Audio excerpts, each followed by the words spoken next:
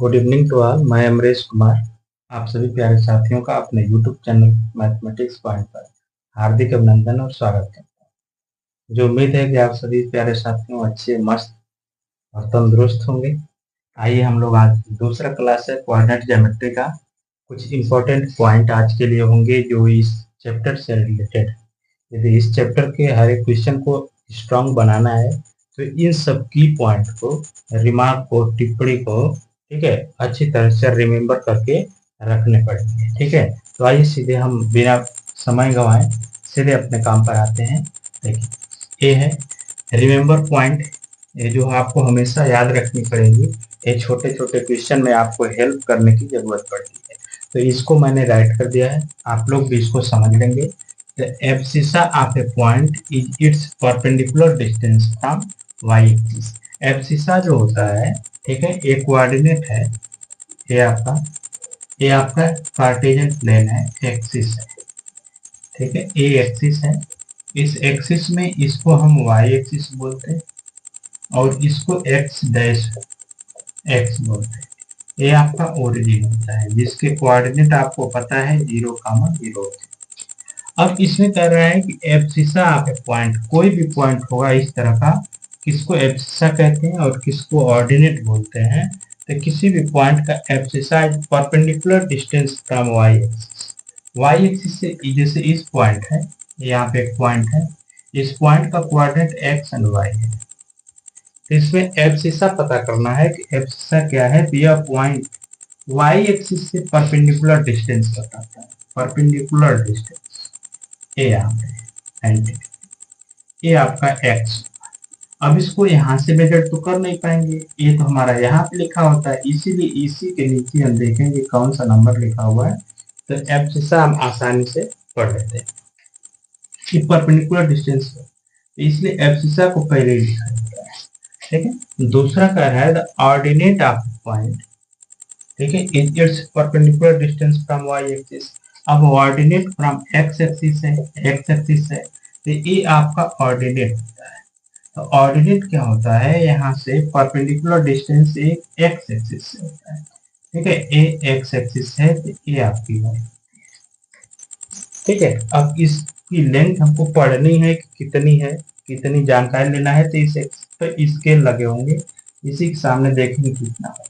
ठीक है, दोनों स्टेप की वही समझना है। तो पॉइंट आपको यही जानेंगे कि ठीक परपेंडिकुलर डिस्टेंस होती है। सेकंड है the abscissa of any point is situated on right side of Y axis is positive. Abscissa किसी का भी हो, ठीक है, पॉइंट का, यदि वो वाई एक्सिस के राइट साइड में है तो वो हमेशा क्या होगा, पॉजिटिव होगा। X is greater than 0। ठीक है, एक्स इज ग्रेटर देन 0 उस साइड में होगा। यदि इस साइड में है तो यहाँ पे देखें, and abscissa of every point situated and left of Y axis, Y axis की इस साइड में है। ठीक है, this is negative, already negative, X axis से नेगेटिव। ठीक है, चाहे वो ऊपर हो या नीचे हो।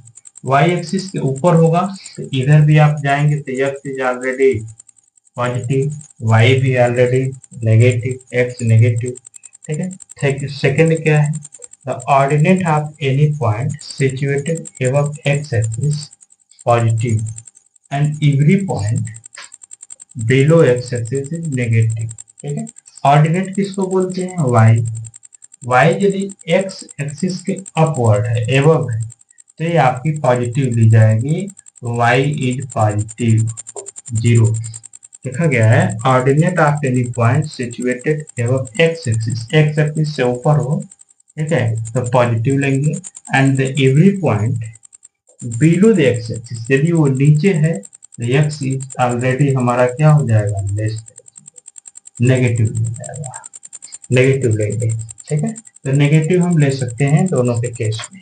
ठीक है, अब यहाँ पे देखेंगे एब्सिसा ऑर्डिनेट देख, the abscissa of every point on Y axis is 0। Abscissa जो होता है, ठीक है, एब्सिसा वाई एक्सिस के, वाई एक्सिस की किसी भी पॉइंट पे, किसी भी पॉइंट पे यहाँ पे लिखा जाएगा तो ये 0 आएगा।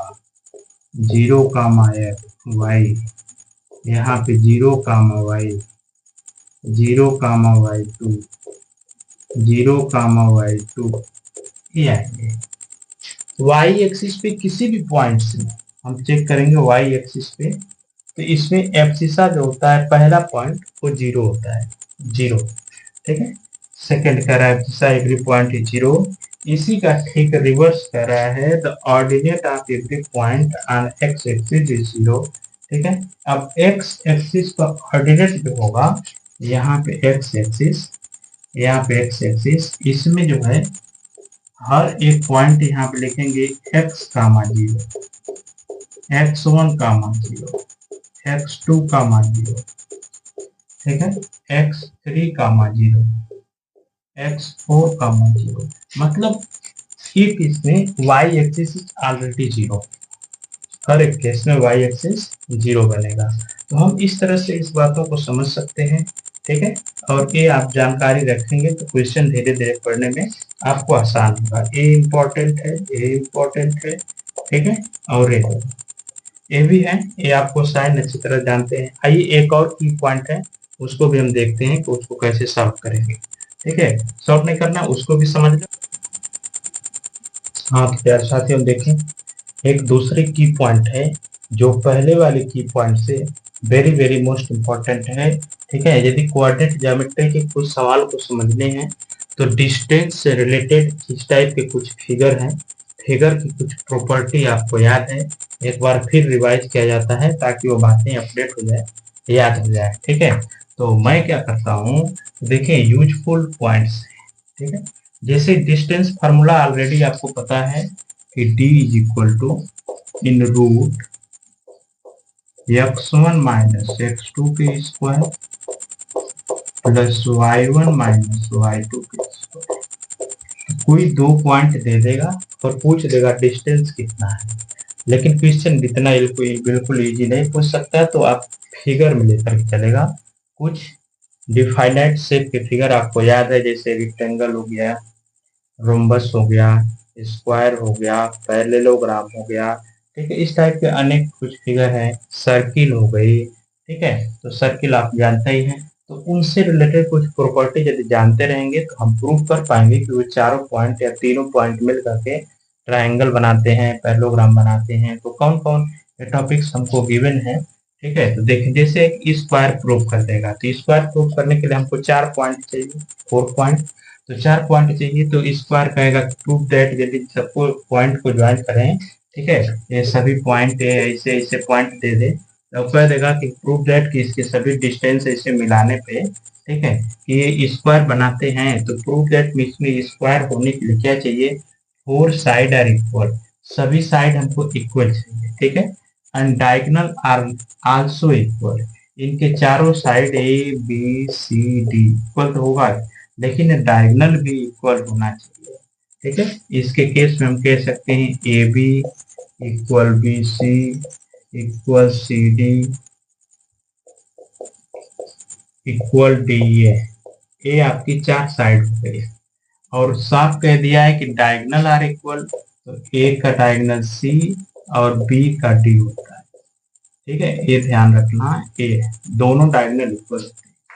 वहीं पर बात करता है रेक्टेंगल रोम्बस, तो इसी का ये सुधरा बिगड़ा हुआ रूप है, या इसी का सुधरा हुआ रूप ए है, इसको सही से बना देंगे तो आएगा। तो रोम्बस प्रूफ करना है तो only 4 side are equal, 4 side हम इसमें डायगोनल की जरूरत नहीं होती, डायगोनल तो बिल्कुल अनइक्वल होते हैं, डिफरेंट डिफरेंट साइड होते हैं, लेकिन 4 side also equal, we can say that this types of quadrilateral are called rhombus. Rhombus बोलेंगे केवल 4 साइड प्रूफ करेंगे, लेकिन स्क्वायर प्रूफ करने के लिए आपको डायगोनल करने चाहिए। ठीक है, वही पे बात करता है रेक्टेंगल की, रेक्टेंगल को प्रूफ करने के लिए क्या बात करेंगे, तो लिखा है proof that opposite side are equal and diagonal are also equal.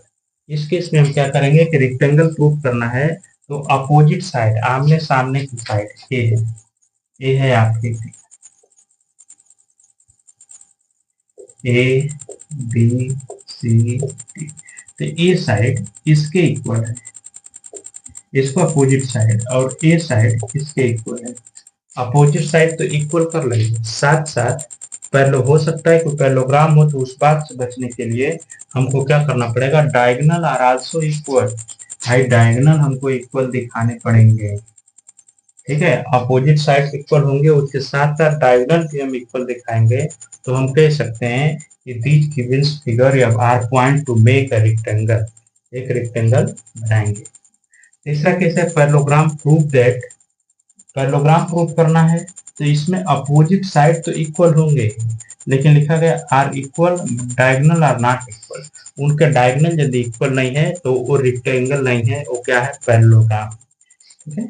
यदि डायगोनल इक्वल हो गए तब हम कह सकते हैं कि वो स्क्वायर रेक्टेंगल है, और डायगोनल इक्वल नहीं हुए तो हम इस केस में बोल सकते हैं कि वो क्या है, वो रेक्टेंगल पैरेललोग्राम है।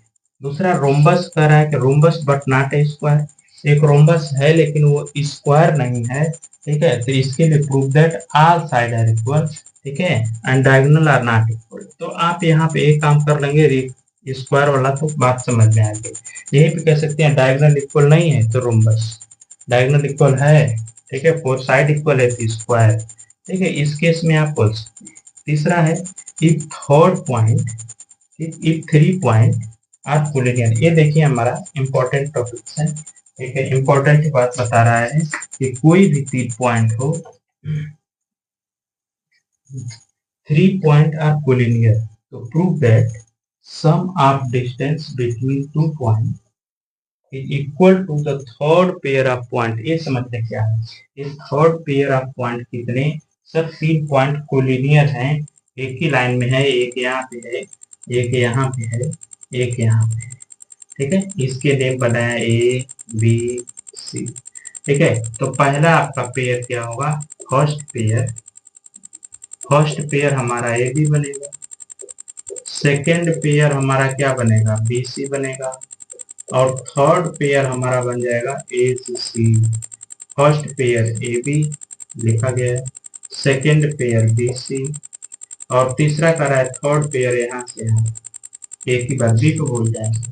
तो करने क्या है, लिखा रहा है कि यदि ये तीनों पॉइंट कोलिनियर है, एक लाइन में है, एक रेखा में है, ठीक है, तो हमको प्रूव करना होगा, ठीक है, कि इन दोनों, लिखा है सम ऑफ डिस्टेंस बिटवीन 2 पॉइंट, दो पॉइंट के बीच का डिस्टेंस, मतलब ये दोनों का एड, ठीक है, is equal to the third pair of point, third pair of point, मतलब हमको ये लाना है कि ए बी, ए से बी कितना डिस्टेंस होगा इसका, यहाँ से बी सी